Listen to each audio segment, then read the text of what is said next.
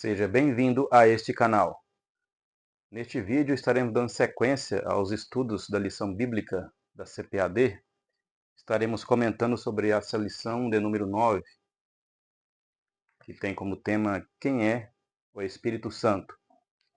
Mas eu quero pedir antes para você que ainda não é inscrito no canal, que possa se inscrever, deixar o seu like, ativar o sininho das notificações e compartilhar os nossos vídeos. E também informar que eu sou autor de 2 livros e 2 obras. Essa aqui, Enciclopédia de Notas Bíblicas, Históricas e Teológicas, uma obra de 700 páginas, que contém um vasto conteúdo que trata sobre versículos da Bíblia, os livros bíblicos, a teologia e a história da igreja. E também a segunda obra, o segundo livro, que é este aqui, Os Frutos dos Falsos Profetas, pelos seus frutos os conhecereis, livro este que trata sobre questões equivocadas e erros, modismos e heresias que têm acontecido em muitas igrejas autoproclamadas e evangélicas. Então, caso você queira adquirir, sempre eu deixo os links na descrição do vídeo embaixo e também na descrição do canal. E também você pode adquiri-los pela Amazon. Então, continuando nossos estudos dessa revista do primeiro trimestre do ano de 2025, que tem como tema Em Defesa da Fé Cristã, combatendo as antigas heresias que se apresentam com nova aparência, estaremos estudando aqui a lição 9, que tem como tema Quem é o Espírito Santo. Os textos bíblicos que o comentarista utilizou para compor esse estudo, eles estão lá no Evangelho de João, capítulo 14, versículos 16, 17 e 26, e o capítulo 16 do Evangelho de João, os versículos 7 ao 14. Estes são os versículos utilizados para compor esse estudo. Vamos aqui adentrar na introdução, que diz assim: a identidade do Espírito Santo é revelada nas Escrituras desde o livro de Gênesis até o Apocalipse.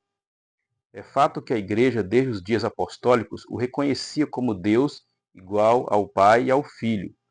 Essa deidade absoluta do Espírito Santo é revelada de maneira direta nos seus atributos divinos, nas suas obras e funções pertencentes a Deus.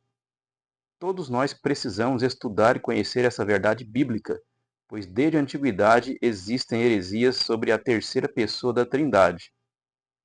É sobre isso que vamos estudar na presente lição. Então, aqui é dito que é necessário entender essa terceira pessoa da Trindade, porque desde os tempos primitivos da igreja, houve hereges, pessoas que ensinaram errado. E desde o início da igreja, a igreja apostólica, os apóstolos, os primeiros discípulos adoravam as três pessoas, mas não havia ainda uma definição, um termo, um nome para esse tipo de adoração. Então depois surgiu o nome e o termo Trindade. Então, mas desde o início, se você estudar e ver nas cartas apostólicas, no livro de Atos, você vê que há uma adoração já às três pessoas, já existia. Não existia uma explicação, um termo para explicar, mas já existia isso desde o início. Primeira parte, o Consolador. O outro Consolador, está lá em João 14:16. Jesus disse aos seus discípulos que estava voltando para o Pai, mas que continuaria cuidando da igreja, pelo seu Espírito Santo, seu Paracleto, alguém como ele, que teria o mesmo poder para preservar o seu povo. A palavra outro, nesta passagem, é no grego allos, e significa outro, da mesma natureza, mesma espécie e mesma qualidade. Então, isso é bem visível quando você olha lá em Mateus, capítulo 28, você pode pegar a sua Bíblia aí, Mateus, capítulo 28, no versículo 20, quando Jesus fala assim, ó, ensinando-as a guardar todas as coisas que eu vos tenho mandado. E eis que estou convosco todos os dias, até a consumação dos séculos. Então, como que Jesus está com os discípulos e com os demais, conosco até os fins dos séculos? Como? Sendo que ele não está aqui mais na sua forma de carne, encarnado. é pelo Espírito Santo. Então, quando ele diz assim, ó, eis que estou convosco, é Deus falando pelo Espírito Santo, que o Espírito Santo estaria convosco, estaria com os discípulos todos os dias. Então, aí está uma revelação da presença do Espírito Santo, e que ele também é Deus.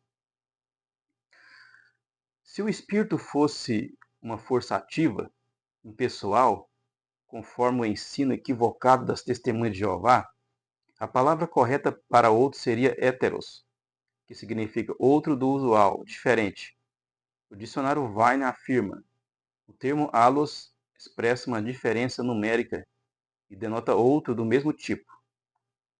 O termo héteros expressa uma diferença qualitativa e denota outro de tipo diferente. Cristo prometeu enviar outro consolador, allos, outro como ele, não héteros. Então, essa é a diferença quando examina os dois termos gregos. Ele enviaria um do seu mesmo tipo, né? Porque Deus, tanto o Pai como o Filho e o Espírito Santo, são de uma mesma substância. Então, essa é a questão. E aqui o comentarista ele tocou, então, nas testemunhas de Jeová, porque veremos mais adiante que elas não dão a devida, a correta interpretação ao Espírito Santo. Neste livro meu aqui, que eu mostrei no início, a Enciclopédia de Notas, eu também comento sobre várias seitas hereges. Então, eu também comento sobre as testemunhas de Jeová nessa obra aqui. Tem um artigo muito interessante que eu fiz para definir os seus ensinos. Então, aqui também tem conteúdo sobre seitas. 2. O Paráclito. O termo se refere ao Espírito Santo, mas os dicionários da língua portuguesa afirmam que se trata de uma pessoa que defende e protege alguém.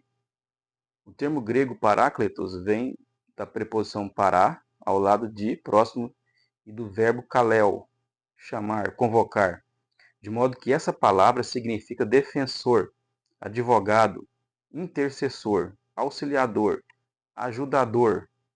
Paracleto, então, é o Consolador. O Consolador é enviado pelo Pai em nome de Jesus para ensinar os discípulos e fazer lembrar de tudo o que o Filho ensinou e para testificar dele. Então, o objetivo do Espírito Santo ser chamado de Consolador é que, quando da ausência de Jesus na forma encarnada e foi elevado aos céus, então o Espírito Santo na terceira pessoa da Trindade ele é o Consolador, porque ele vai habitar no discípulo para consolá-lo, dar firmeza por aquele momento em que ele não está mais fisicamente próximo do seu mestre, do Senhor Jesus. Então, por isso que ele é o Consolador, é para consolar essa ausência, é para encher o discípulo dessa alegria, dessa confiança, para ele poder ser consolado da ausência do Senhor Jesus ali fisicamente, como ele esteve ali em Israel com os discípulos. 3. Seu uso no Novo Testamento. O termo Paráclito aparece apenas 5 vezes no Novo Testamento, nos escritos joaninos, 4 vezes no Evangelho, referindo-se ao Espírito Santo. Além dele, o nome é aplicado ao Senhor Jesus e traduzido por advogado, lá em 1 João 2:1. Segunda parte. Sua deidade, atributos e obras. Primeiro, sua deidade. A divindade do Espírito Santo é revelada na Bíblia de maneira que os nomes Deus e Espírito Santo aparecem sempre de forma alternada, tanto no Antigo Testamento como no Novo. O Espírito Santo é Javé na vida de Sansão. O Espírito do Senhor possantemente se apossou dele. Está lá em Juízes 15:14. No entanto, na sequência, lemos que depois de traído por Dalila, Sansão não sabia que já o Senhor se tinha retirado dele. Assim, tanto o Espírito de Javé e Javé, ou seja, o Espírito do Senhor e o Senhor, são nomes divinos usados alternadamente.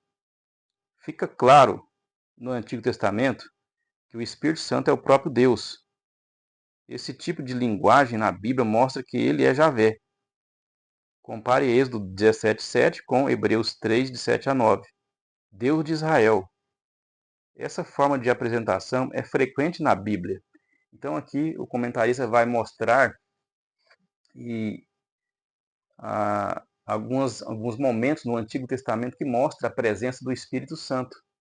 Mostra a presença do Espírito Santo. 2. Seus atributos. A divindade do Espírito Santo é revelada na Bíblia também nos seus atributos divinos, como acontece com o Senhor Jesus Cristo. Ele é onipotente. As Escrituras Sagradas ensinam ser o Espírito a fonte de poder e milagres. A onipresença é outro atributo incomunicável de Deus presente na terceira pessoa da Trindade, o que mostra ser ele onipresente. Ele conhece todas as coisas até as profundezas de Deus. Conhece o coração dos seres humanos e é conhecedor do futuro. Isso por ser ele onisciente. Possui o atributo da eternidade, pois é chamado de Espírito Eterno. Então, mais uns exemplos aqui dos atributos do Espírito Santo na Bíblia. 3. Suas obras. São inúmeras as obras de Deus efetuadas pelo Espírito Santo. Ele gerou Jesus Cristo. Veja bem, um detalhe aqui lá em Lucas 1:35. Ó. Foi o Espírito Santo que gerou o Senhor Jesus, ele encarnou ali no útero de Maria. Guiou seu povo.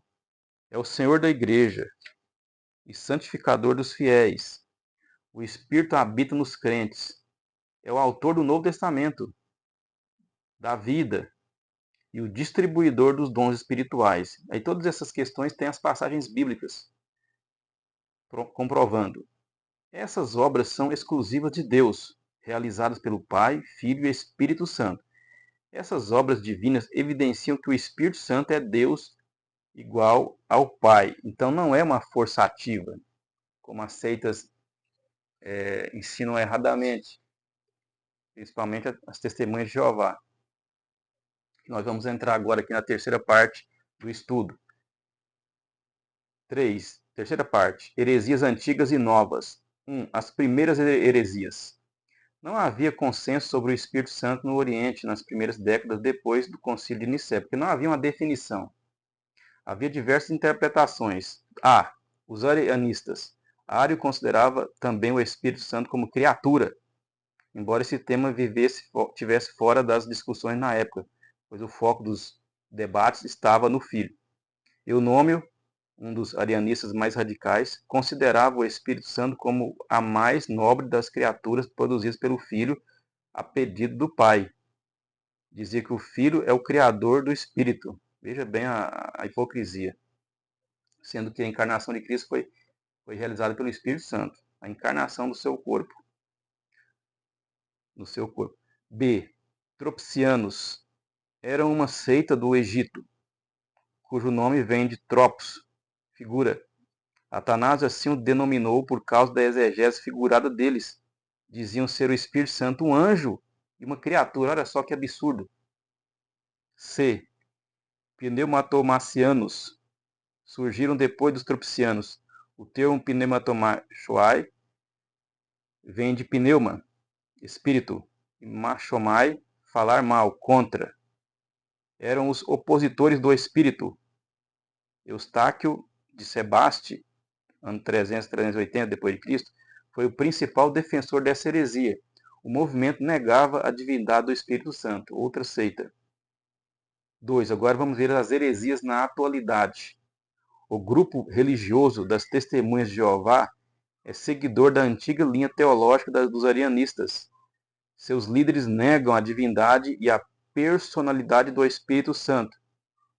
Em sua literatura, grafam seu nome com letras minúsculas. Por exemplo, a tradução do Novo Mundo substituiu o Espírito de Deus por força ativa de Deus. E usa a expressão, e todos ficaram cheios do Espírito Santo, com o E minúsculo do Espírito e o S do Santo minúsculo também. Olha que absurdo, que medíocre. Essa tradução é medíocre. É uma tradução indigna. É um absurdo esse tipo de tradução. Objetivamente, eles colocam lá Espírito Santo minúsculo. Que absurdo, que mediocridade. A expressão hebraica Ruach Elohim, Espírito de Deus, aparece 11 vezes no Antigo Testamento. Somente nessa passagem é traduzida como força ativa de Deus. Veja bem, então aparece 11 vezes e só lá em Gênesis 1:2 eles traduzem como força ativa, para tirar a essência da terceira pessoa da Trindade, para inferiorizar, para tirar a substância. Veja bem a hipocrisia dessa tradução. Realmente essa tradução é uma das mais indignas da Bíblia. 3. O Espírito Santo em outras religiões.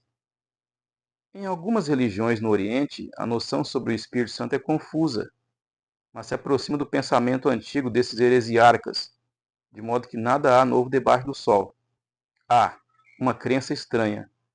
Os intelectuais da religião islâmica, por exemplo, se apegam às palavras do Alcorão, atribuídas a Jesus. Sou para vós o mensageiro de Alá, para confirmar a Torá, que havia antes de mim, e anunciar um mensageiro que virá depois de mim, cujo nome é Ahmad. Eles interpretam essa passagem corânica como cumprimento da promessa que Jesus fez sobre a vinda do Consolador, do Paráclito.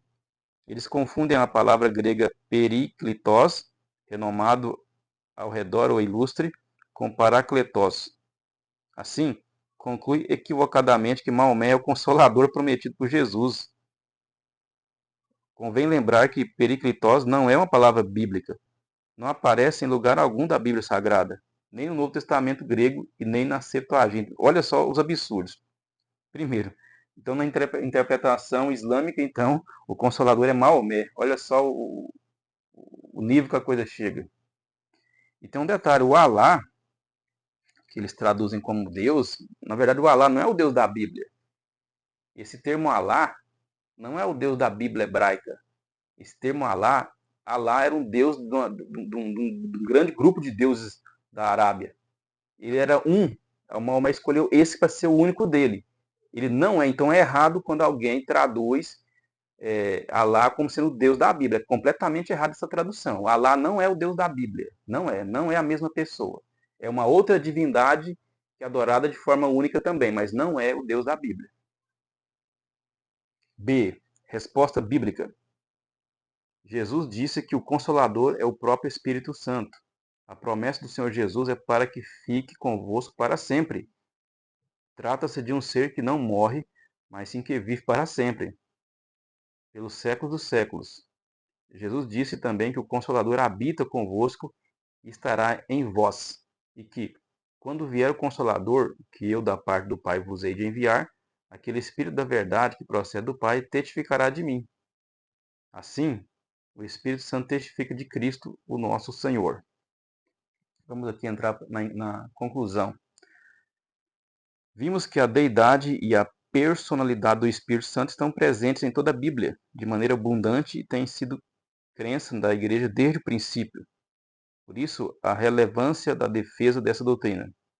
O Consolador é enviado pelo Pai em nome de Jesus, para ensinar os discípulos e fazer lembrar de tudo o que o Filho ensinou e para testificar dele. Não é possível uma força ativa e impessoal ser enviada em nome de alguém tendo tais atributos. Então não tem como ser uma força ativa assim como a seita das Testemunhas de Jeová ensinam e colocam lá na sua tradução espúria, na sua tradução adulterada da Bíblia. Então essa aqui foi a lição de número 9 que nós comentamos neste vídeo. A próxima lição, se Deus assim nos permitir, será a lição de número 10, o pecado corrompeu a natureza humana, que é essa lição aqui, que é esse tema. Então eu peço mais uma vez, caso você ainda não seja inscrito neste canal, que possa se inscrever, compartilhar o vídeo, deixar o seu like, muito importante o like, não esqueça, e também de divulgar, ativar, né, o sininho de todas as notificações. Então, muito obrigado e até o próximo vídeo.